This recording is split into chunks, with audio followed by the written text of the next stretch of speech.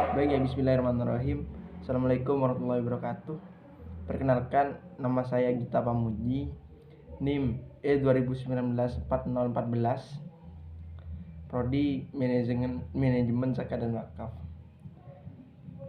Saya kelompok Sosiologi Ekonomi, kelompok 10. Di sini saya akan mempresentasikan tentang masyarakat Indonesia, ekonomi moral atau ekonomi rasional.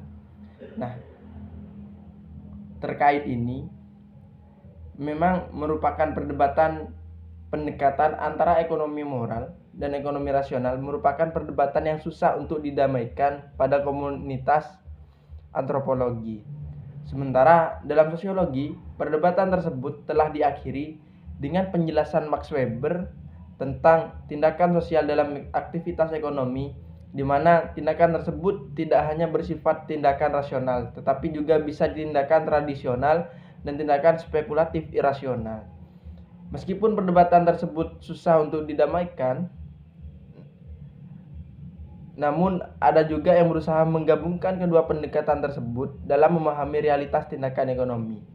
Adapun di Indonesia, salah seorang ilmuwan yang menjembatani kedua pendekatan tersebut adalah Desita Raharjana. Nah, dalam penelitiannya tersebut seperti disunting oleh Amsa Putra tentang siasat usaha kaum santri dalam usaha konveksi, ditemukan bahwa pengusaha konveksi menggunakan baik strategi moral maupun strategi rasional dalam melakukan usaha konveksi mereka. Nah,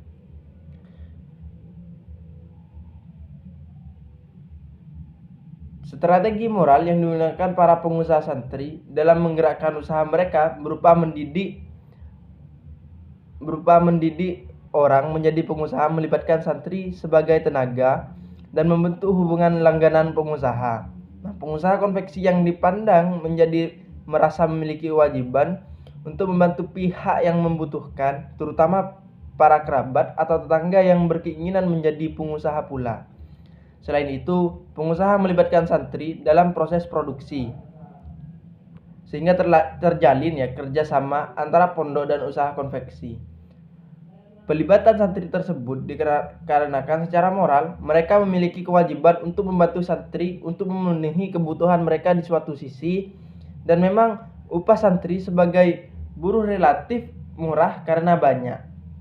Di sisi lain, hubungan antara pengusaha dan santri ini membentuk hubungan patron-klien yang dipandang saling menguntungkan. Selanjutnya, pengusaha juga memiliki hubungan ngalap nyayur, yaitu hubungan kepercayaan antara kedua belah pihak dalam meminjam barang dagangan untuk dijual di pasar dengan para pedagang yang ada di pasar. Ketika seorang pedagang tidak mempunyai suatu jenis barang yang diminta oleh pembeli, maka dagangan tersebut akan mencari pada pengusaha yang memiliki barang yang diminta oleh calon pembeli.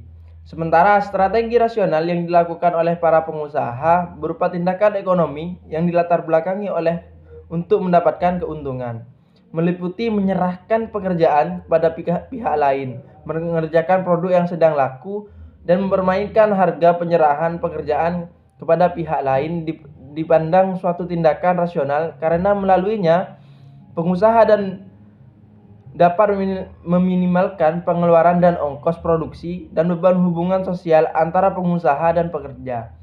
Adapun pengerjaan produk yang sedang laku juga dilihat sebagai suatu strategi rasional, karena permintaan akan produk tersebut relatif tinggi dan menghindari beban biaya spekulasi terhadap produk.